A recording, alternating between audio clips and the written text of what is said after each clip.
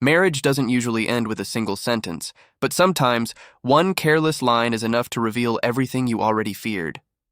For me, it happened on a Saturday night that was supposed to be ordinary. I had ordered takeout, cleaned the house, even lit candles. I was trying, God knows I was trying, to make it feel like home again, but when my wife, Lila, came down the stairs in her red dress, clutching her phone like it was more precious than the ring I'd put on her finger, I knew the night was already lost. "Where are you going?" I asked, though I already dreaded the answer. She barely looked at me as she adjusted her earrings. "Out, don't wait up." "I won't be long." There it was, short, dismissive, a lie wrapped in reassurance. And she said it with that smile, the one that no longer belonged to me. I set down the plates I'd been arranging. The house felt suddenly hollow, like all the love had already been vacuumed out of it. For weeks, I'd been catching glimpses of the truth.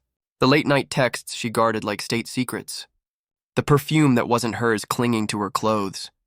The excuses, "It's just work, it's just friends, don't be paranoid." But tonight she said it so casually, like my feelings didn't even warrant effort anymore.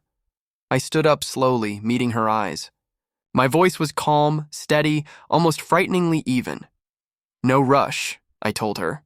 "There's nothing left here for you." For the first time in months, she froze. Her smile slipped.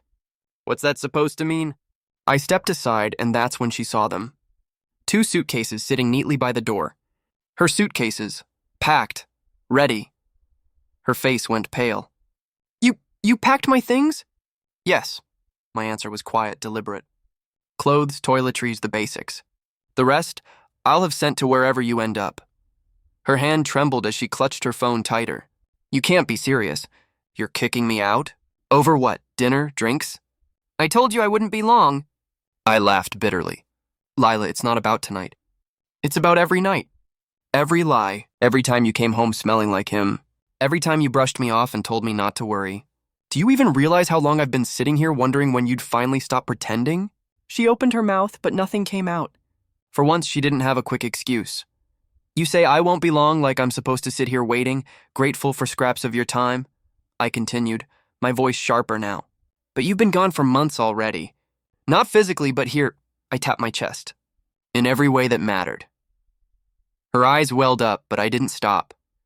"I couldn't. I begged for your attention. I planned nights like this, tried to remind you of us, and you chose someone else, over and over. So go, be with him. But don't come back here expecting me to keep pretending we're still husband and wife." She shook her head violently, tears spilling now. "Please, it's not what you think. I just needed, I don't know, space, excitement, but I love you. Don't throw this away." I stared at her for a long, painful moment.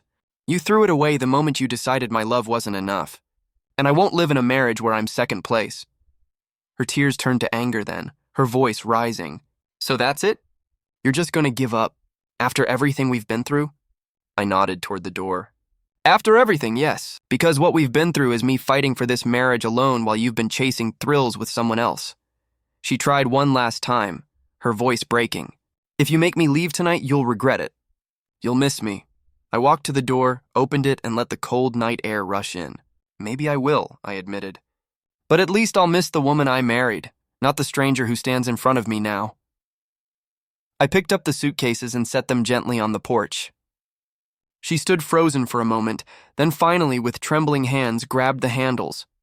Before she stepped out, she looked back at me, her eyes desperate.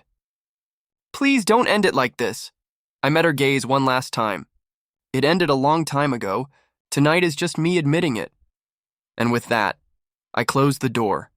Her muffled sobs echoed through the wood, then faded. By morning, the porch was empty.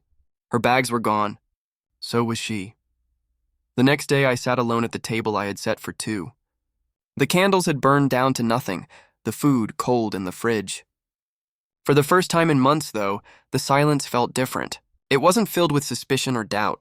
It was peaceful. I called a locksmith, then a lawyer. Lila tried reaching out in the weeks that followed. Texts, voicemails, long emails filled with promises to change, begging me to meet her. But every time I remembered her words, "I won't be long," and I remembered my reply, "No rush, there's nothing left here for you." Because the truth was, she was right. She hadn't been long, not as my wife, not as my partner. She'd been gone long before she ever walked out that door, and I finally had the strength to let her stay gone.